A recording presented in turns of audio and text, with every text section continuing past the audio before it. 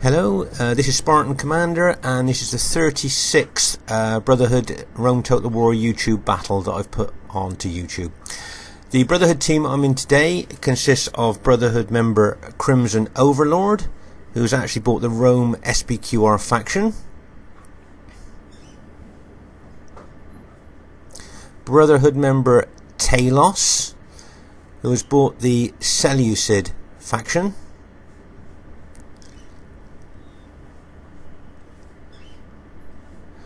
Brotherhood member Uther, who has bought the Rome Julii faction,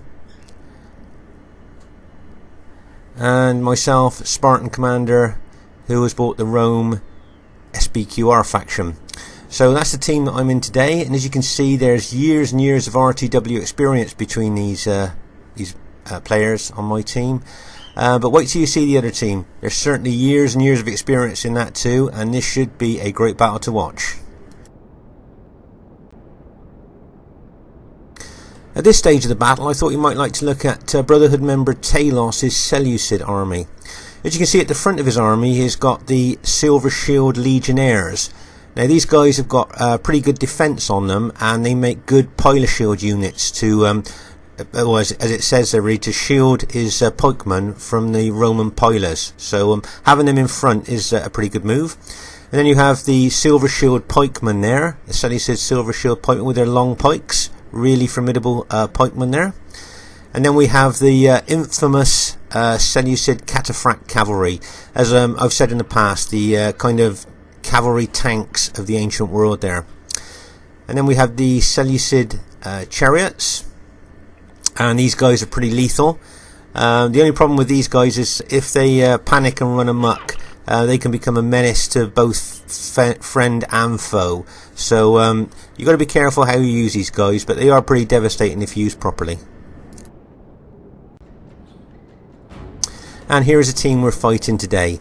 This is Brotherhood member Pompey, who has bought the Macedon faction. And they're a pretty tough faction. Both their infantry and their cavalry are pretty tough. And then we have Brotherhood member Killer, who has bought the Rome Scipii faction. Then we have RTW player Cornovi, who has bought the Rome Brutii faction. And then we have the Wolves member called Galatia, and he has bought the Rome Scipii faction too. So as you can see there's really great players on both teams here, and I think this is going to really be a great game for you to watch. Hope you enjoy it. At this stage of the battle, I thought you might like to look at the Pompey's Macedon army here. As you can see, their pikemen, royal pikemen there with their long pikes. And these guys are pretty good infantry, really good defence on these pikemen, and difficult to break through. And here is the Macedon companion cavalry here, and the companion cavalry with good upgrades on them are a formidable force. And as you can see, they're very distinctive cavalry, and they are a force to be reckoned with. Here you can see, I thought we'd have a look at Cornovi's unusual Brutii formation here.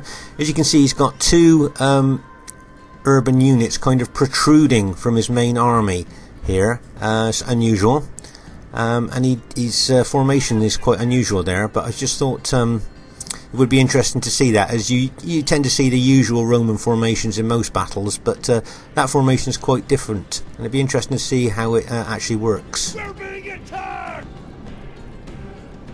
Here you can see that Wolves Galatia has bought 7 units of archers, and the real reason that he's actually done this is because our teammate Talos has bought Seleucid, and the Seleucid pikemen are very susceptible to arrow damage, and with Galatia bringing this many archer units, that could be some really bad news for Talos' pikemen. We just have to see how it goes as the battle develops. At this stage of the battle you can see that I've done a flanking attack on the left hand flank there, turning Killer's army inwards to face me.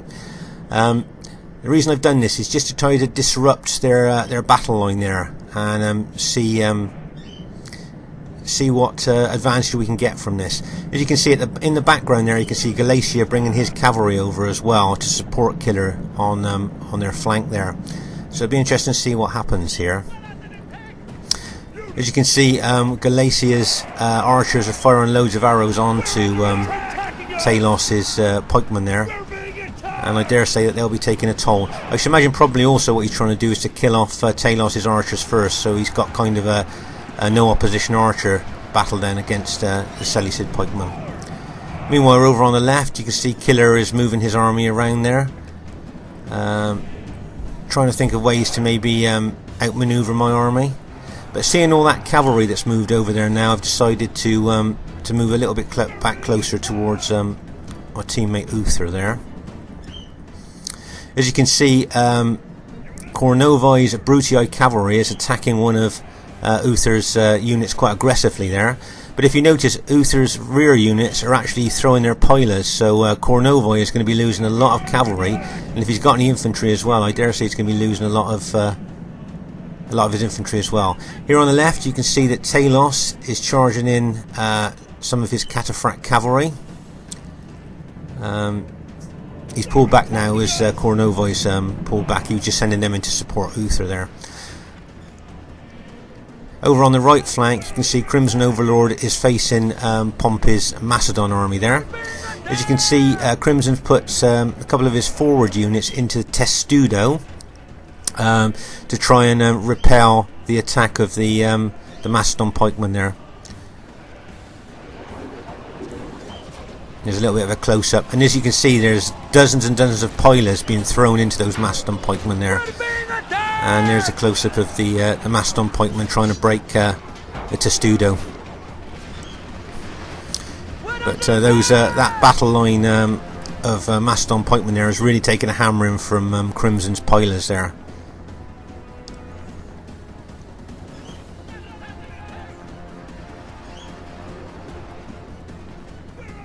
Through drawing back from the battlefield, I'm trying to give you like an overall picture of what's actually happening, so you can kind of keep in contact with what's going on, because there is so much going on here. As you can see, the centre to me seems to be a really big battleground here. As you see, Talos has just charged his cataphract cavalry in there, and it's just routed loads of Kornovi's infantry there. That was a great charge there by Talos's cataphracts. And it looks to me like the main battle area looks like it's going to be in the centre here. I think whoever wins in the centre has got a pretty good chance of winning this battle. As you can see, there's loads going in. There's lots of elements of people's armies in there from all over the battlefield trying to hold the centre. As you can see, Uther's just charged his cavalry in. I'm moving my infantry over now as well, close into Uther so I can support. As you can see, my cavalry is just charging in now. I've got 6 units of Praetorian cavalry charging. It'll be interesting to see what damage they do when they actually hit.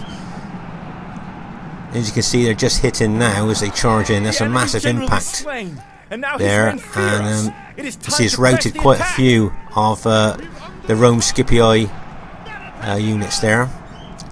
But also the archer fire coming in onto my cavalry from the enemy, it makes me not want to stay there too long. So I've done the damage that I wanted to, so I'm now going to pull my cavalry back out.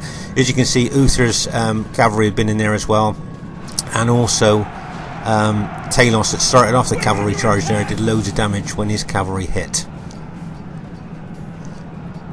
As you can see now, there's a lot of Brutii and Scipii enemy units have routed and are running towards the back. I dare say some of them will rally and be able to be brought back into the battle, but at the moment in the centre it's not looking too bad for us. As you can see, Talos is charging in his cataphract cavalry again. He's probably spotted a few isolated enemy units that he might be able to smash and rout. Gods be praised. That looks like the enemy Brutii general's just been killed there. Home in our enemies' hearts. But they've managed to shore up their centre now. If you notice, there's a reasonable amount of infantry there now. I think that's mostly Killer's infantry there, and Galatia's that they're managing to hold there. I think it looks to me like most of the Brutii infantry has now been routed. As you can see, Brotherhood member Pompey has brought some Macedon pike units over as well now to try and support the centre, which of course then makes it a little bit more difficult for us to use our cavalry, because of course you don't want to tangle pikemen with our cavalry there, so we'll have to be a little bit more careful and a little bit more selective with our cavalry hits now that the pikemen are involved. As you can see, Uther's charging his cavalry in again.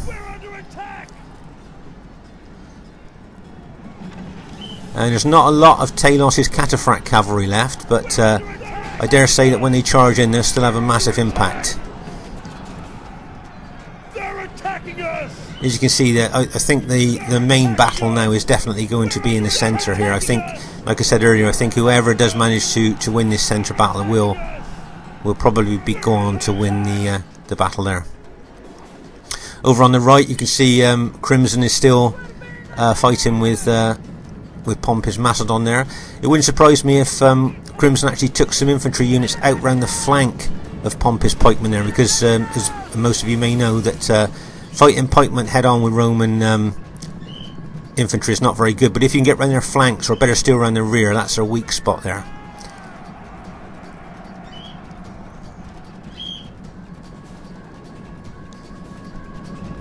As you can see, there's loads and loads of fire arrows being fired into our army from the other team there, which of course fire arrows does weaken morale. So I just hope we'll be able to hold in the centre there.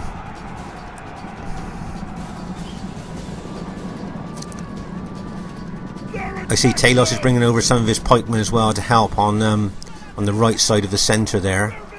I think he's engaging some of Pompey's pikemen that's come over.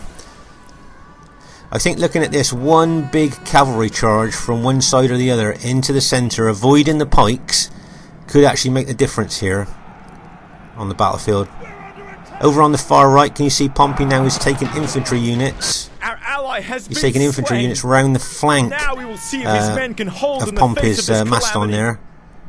Crimson's taking his infantry round the flank there, forcing Pompey to actually turn his pike units to face him. Here you can see I'm charging my cavalry in here, hoping that the impact will cause a big rout. And as my cavalry charges in, I'm hoping it's going to rout some of their units there. And bang! As a full impact strikes, you can see that loads of the enemy units are starting to rout. And then did you see the enemy cavalry charging in? Well, as that enemy cavalry charges in and meets its routing allies coming towards them, their morale will drop like a stone, and now they've also routed as well.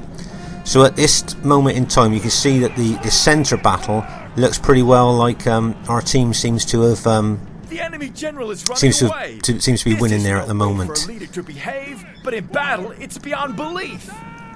They're attacking us. You've still got most of the Pompey's Macedon army to fight yet, but I think most of the enemy other infantry have now been killed, and there's just a few of Killer's units that are left now.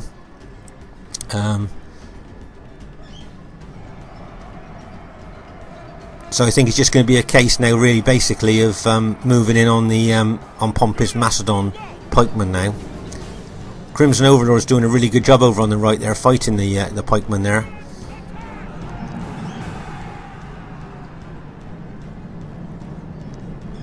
And I think, like I've said in a lot of our battle videos, when you're fighting pikemen, always try and get units around the flank, or better still, the rear of the pikemen, because that's where they're vulnerable. And that's the best base of pikemen. That's exactly what Crimson Overlord's done. He's took infantry units around the flank of Pompey's Macedon army there, and forced Pompey to change his battle line, which kind of disrupted his battle line at the same time, and left inroads where Crimson can get in there. Here you can see the Macedon companion cavalry fighting there against the Praetorian cavalry.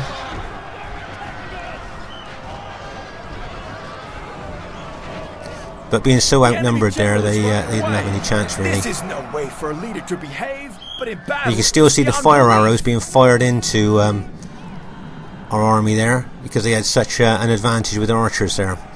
As you can see, there's still some of Pompey's pikemen left over on the right there. But I'm just looking at the major battle, where the major battle was fought in the centre. Can you see all the dead? you know, it bears testament to how intense the fighting was in the centre there, and how both sides came to realise that that was going to be the major part of the battlefield that was going to decide the outcome of the battle. So that's why there's so many troops there, and as you can see with the mass pile of dead there, it was that important to both teams. As you can see now, it looks like our teams pretty well seem to have won this battle now.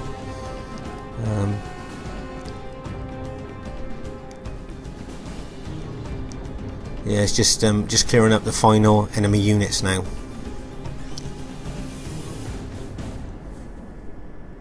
Yeah, so really well played to everybody. It was a really great battle.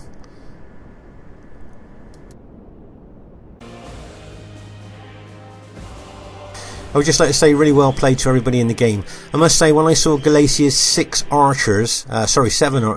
units of archers, I thought poor old Talos's pikemen were really going to get a hammering, but because our team was so aggressive and moved so fast in our attack, we didn't really give time for the archers to you know, to kill loads of Talos's pikemen there. So that was a really good team effort. I thought everybody played really well. It was a really intense battle in the centre there, as I'm sure you could see, and it could have gone either way. And it was a really great battle. So just like to say, I hope you enjoyed the battle, and it was a really great battle to be in, and really well played to everybody in the game. I look forward to seeing you soon, and bye for now.